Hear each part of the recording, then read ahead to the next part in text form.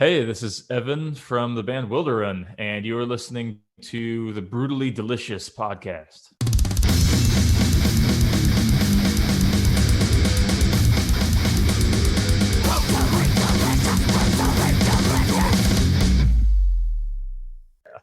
Anyway, thanks for joining me. How are you? Doing all right? Yeah, I'm doing pretty well. How are you? Doing great. You're up in Boston or Massachusetts? So actually, I personally last year moved to California. So yeah, we're Wilderun is our our home is Boston. It's kind of like it's almost become our spiritual home at this point because we formed there and we were there for a little while, but we've, just with personal lives and jobs and everything, we've all kind of spread out over the country. Right. So I'm currently in California right now. So I can jump right in then. When you were writing, it's Epigone, right? Mm-hmm.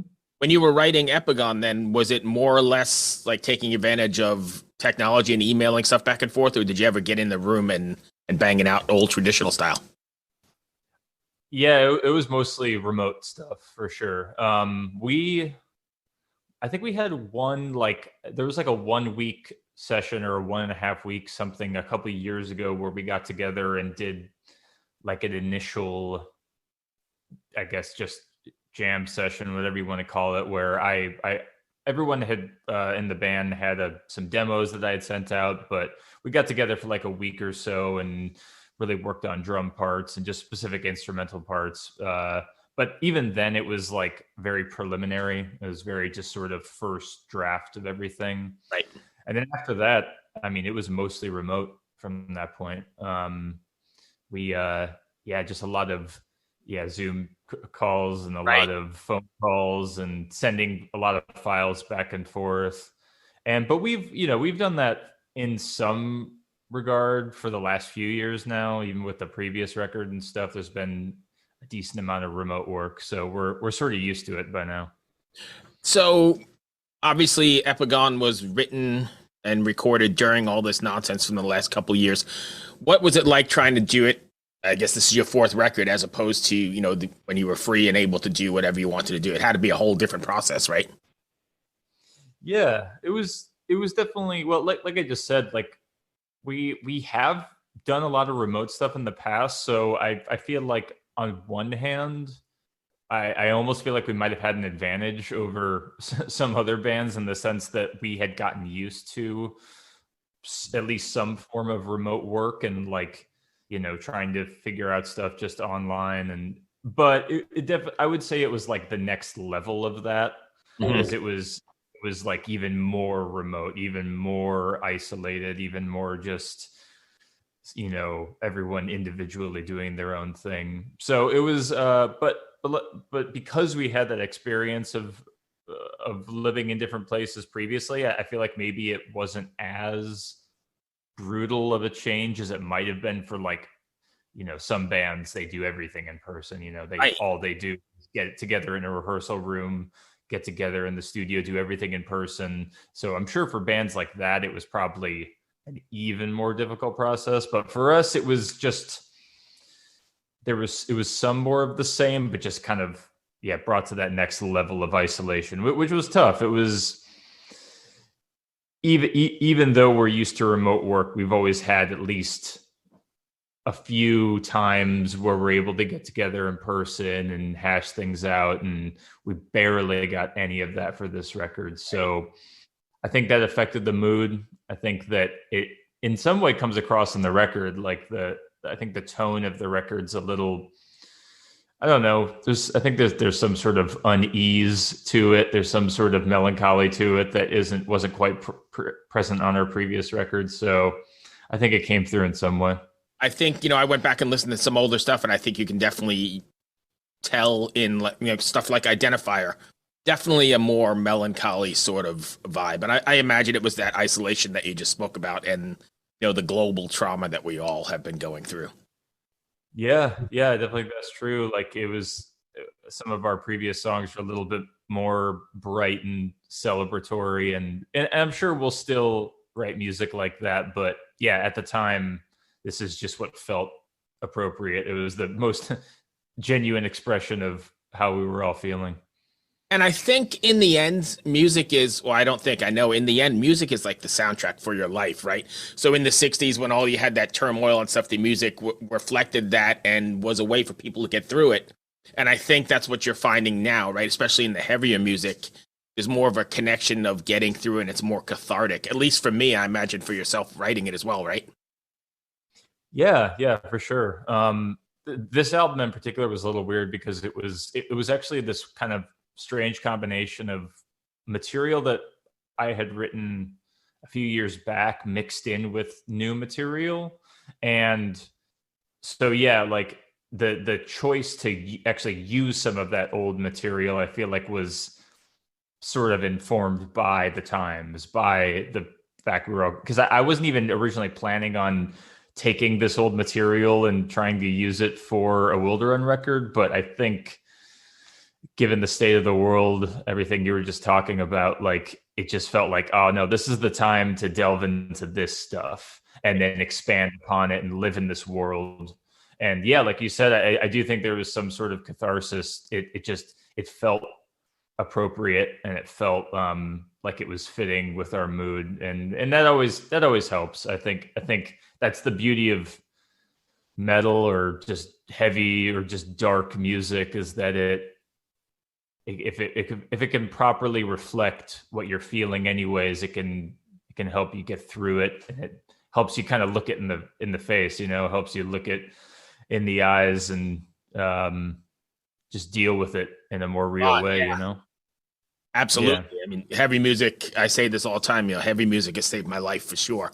Because there's nothing like putting on, for me anyway, a Machine Head record or something like that, on 11 and connecting with Rob Flynn. There's something about it that people Yeah. on the outside don't get. Like my wife has no clue and can't even remotely understand the connection. It's all noise, but Yeah, I guess it must be just a personality thing, because I mean, I get it. Like for me, it kind of depends on my mood. Like, it kind of depends on how I'm feeling that day. Some days I'm in your camp. Some days I'm maybe in your wife's camp. Like it kind of depends on the day, the mood I'm feeling. But yeah, I totally I need to have the ability to have that outlet through darker music when the day is just, I don't know, when it calls for it.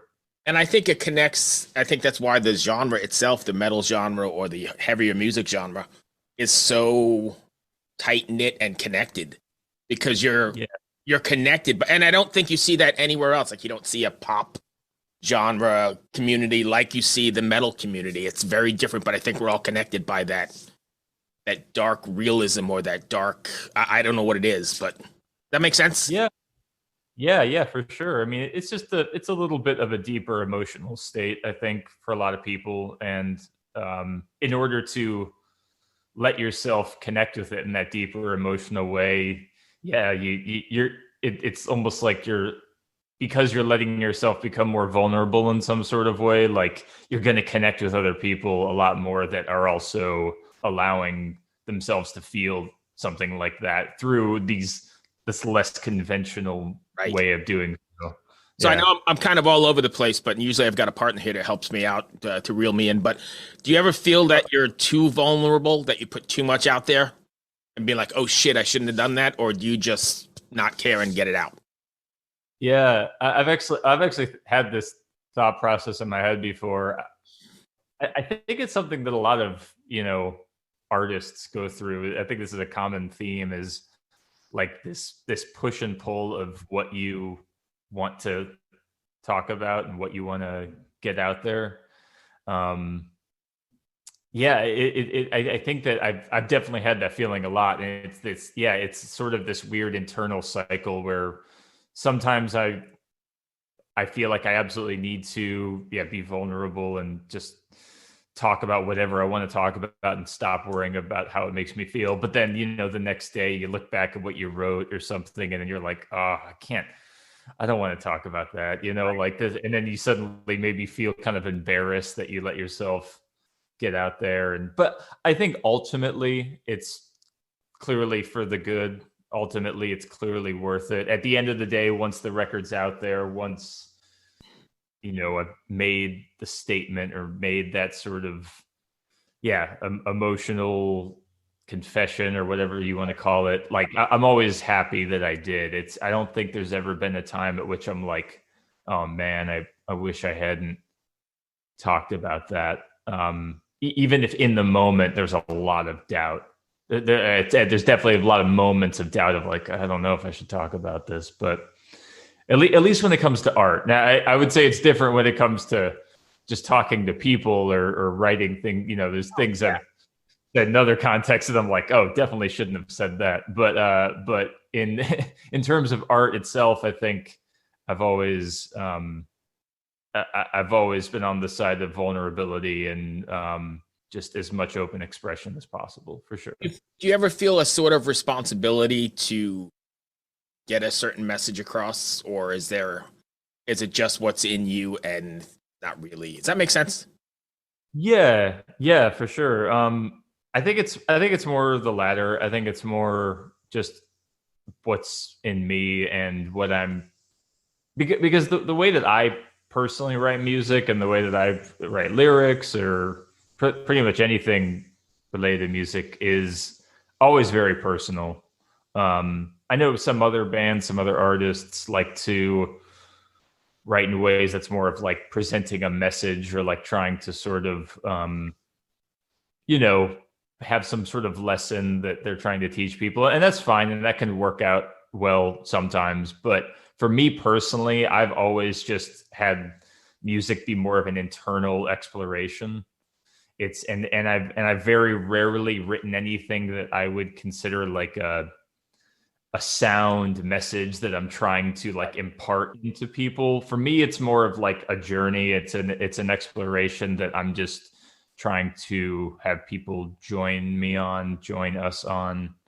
I don't really have many answers. I just have a lot of questions. And I think with my lyrics, there's a lot of questions I'm trying to find answers for me personally. And if that can extrapolate to the greater, to our listeners, and if anyone else can derive meaning or lessons from it, that's great. And I've heard people say that they have, and that's like a super satisfying thing to hear. But it's never necessarily my intention. I'm just throwing my own shit out there and just hoping that people connect to it. I think that's the best way I could describe it. Okay. One more on the connection and the emotions, and I'll move on, I promise. But you kind of mentioned it there. I imagine the record's been out since, January 7th, I believe, right? So there must have been some sort of emails or people contacting you somewhere saying, hey, this song changed my life, or I connected with that song. You have any of those stories? Yeah. I'm having a hard time remembering any specifics right now, but definitely just general, like, people reaching out and just kind of expressing general just emotions. Nothing in particular that's sticking out in my mind, like really specific. But even if it's not like your initial meaning, it's still pretty cool if it connects in any sort of way, right? Or resonates with them. Yeah. And that's honestly sort of how I write lyrics anyways. Like I do leave it sort of vague. And I think sometimes some people have a hard time with that. Like some people will be like, what the hell is this about? This doesn't make any sense. And I get it, because I do leave it open for interpretation. But there's definitely been a few people that have reached out and they've told me how it's connected to them really personally. And even a couple conversations I've had like this with interviews and stuff, it's been really interesting to hear. Like some people will describe meaning that I didn't necessarily mean to like say, but I can see how they interpreted it that way. Because even if you're writing about something specific, if you describe it in a sort of vague way, it can all come back to some sort of raw human condition. A lot of our problems, sometimes if you really get down to the core of the problem, they're the same problem. It can be this deeper essence of just the human condition. And yeah, it's been really fascinating to hear some people reach out and talk about that for their lives, for sure. Excellent. So I didn't realize you were on 70,000 Tons. What year did you guys play? 2020, like that was the last one. Oh, I've been on, I don't know, like 9 of the 10 covering it for the podcast for other things. So I was on that. That was just before the whole thing locked down, right? Yeah, that was close to the end right there. That was like that was the last kind of big thing we did before everything shut down. Yeah. Interesting. I must have missed you. I don't know how I didn't see you. I guess there's so much going on, but that's something else, Well, right? yeah. Well, I know how you missed at least one of them because Was it our like a 5 o'clock in the morning show? yeah 4:30 There you go. 4:30 in the morning we played on the it was the Royal stage, the Yeah, Royal Theater, that's a the nice big place. indoor. Yeah. Yeah, it was. I mean, the stage was awesome. That was the first night though. That was I remember they didn't tell us, like they didn't send out the schedule until like I don't know 2 days beforehand, and Mhm. then we woke up in the morning and they had sent us the schedule and they were like, all right, first day you get to play at 4:30 in the morning, and we were just like we were kind of freaking out, honestly, because we've never done anything like that. We were like, Right. are we gonna suck? Like, or is there any way that we're gonna be able to play well?